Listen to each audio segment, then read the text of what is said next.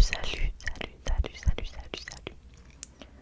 Aujourd'hui, on se retrouve dans une nouvelle vidéo ASMR où je vais vous raconter une story time.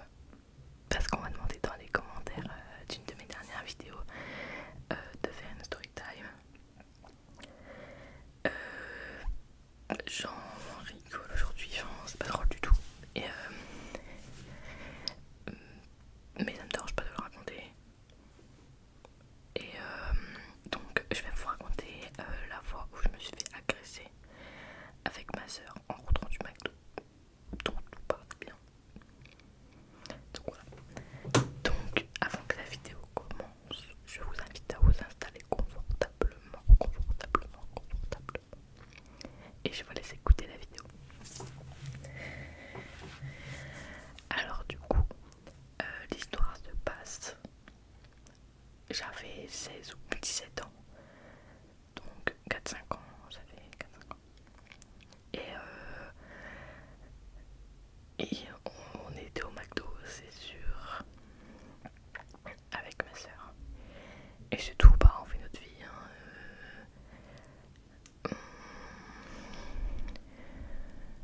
On fait la route pour rentrer.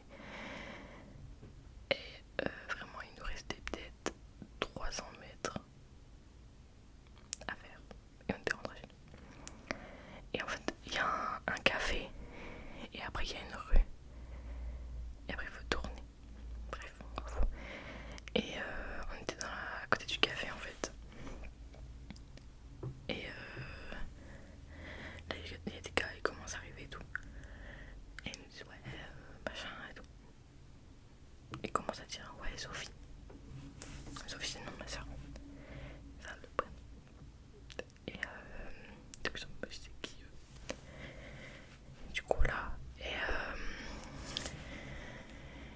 Et du coup, bah, on commence à dire vas-y, laissez-nous, genre, on s'en fout, cassez-vous quoi. Et les gars, ils veulent pas nous lâcher la grappe et tout. Et là, il y a un gars, il commence à me pousser.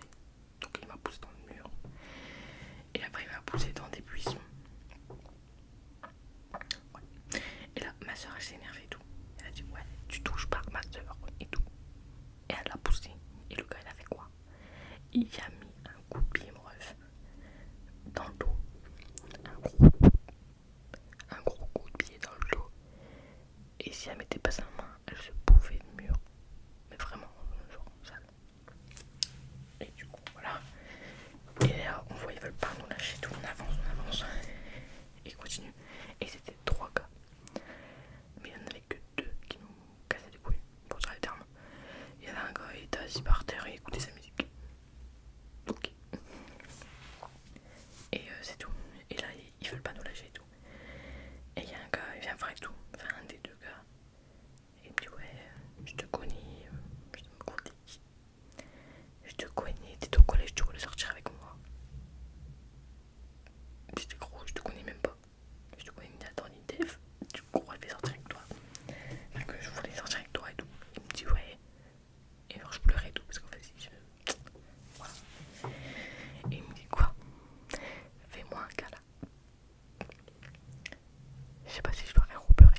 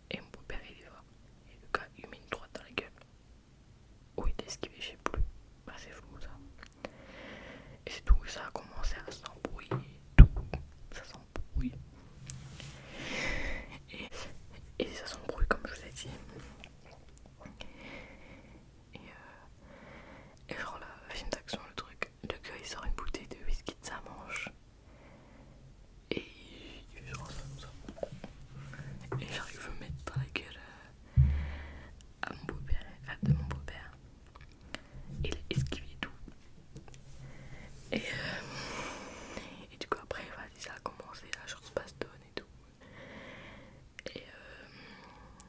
Et du coup bah à un moment il y a un des gars, il a fait un gros shot un gros pied à mon beau-père.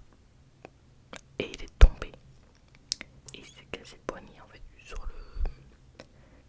Sur. Je sais pas comment ça s'appelle. Bah, genre le bord du trottoir quoi. Et du coup après voilà, puis il y avait les voisins et tout. Et du coup ils ont appelé les gendarmes. Et là on voit les gendarmes arriver, machin. T'as le troisième gars là, il a cavalé. Qui faisait rien là, qui écoutait sa musique et tout. Et du coup, vu que mon père il avait son poignet cassé et tout, il m'a dit bah voilà l'hôpital, tout ça. Et, et du coup, ouais, je sais même, je crois même pas les gendarmes ne sont pas là, comme nous on n'avait rien en soi. Ou je me rappelle plus trop ça. Et bah en gros, du coup, il est allé à l'hôpital et tout. Ma mère elle allait le voir. Et, et du coup, elle me s'est dit ouais, pourquoi vous n'êtes pas rentré directement et tout. Putain, on choisit pas en fait de se faire agresser, hein, sinon je rentrais, pas de soucis. Et du coup, bah, comme je vous ai dit, il a été à l'hôpital, on fait son plâtre et tout. Et du coup, après, j'ai pu, un ou deux jours après, les gendarmes sont venus chez nous. Ils sont venus chez nous et ils nous ont dit il faut aller déposer plainte, enfin faire une déposition. Du coup, on a été à la gendarmerie et tout. Et, et ils nous ont dit ouais, bah genre, il s'est passé quoi, on a raconté.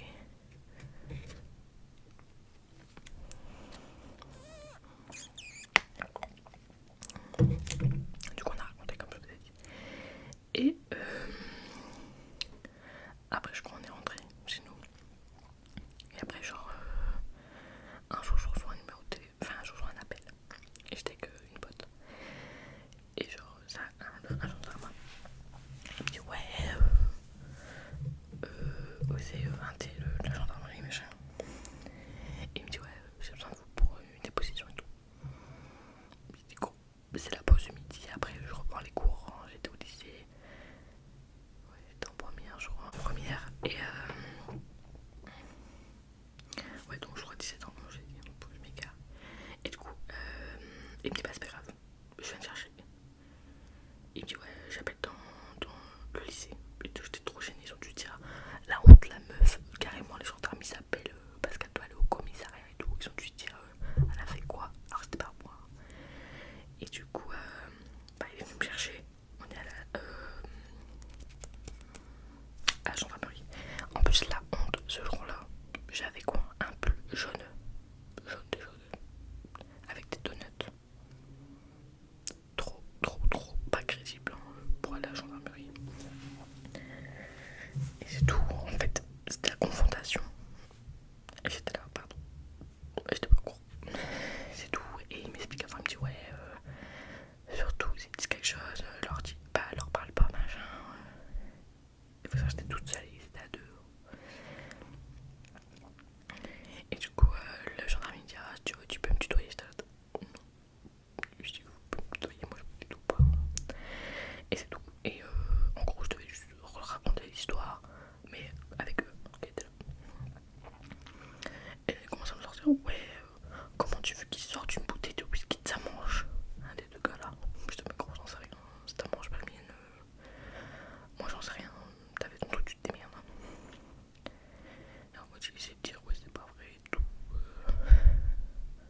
Bref, on est les trois à dire la même chose. Le gars, qu'est-ce qu'il ramène sa gueule. Et du coup, après, voilà, je sais même plus trop qu'est-ce qu'ils m'ont posé comme question, quoi. Ça date un petit peu, comme je vous ai dit. Et c'est tout. Après,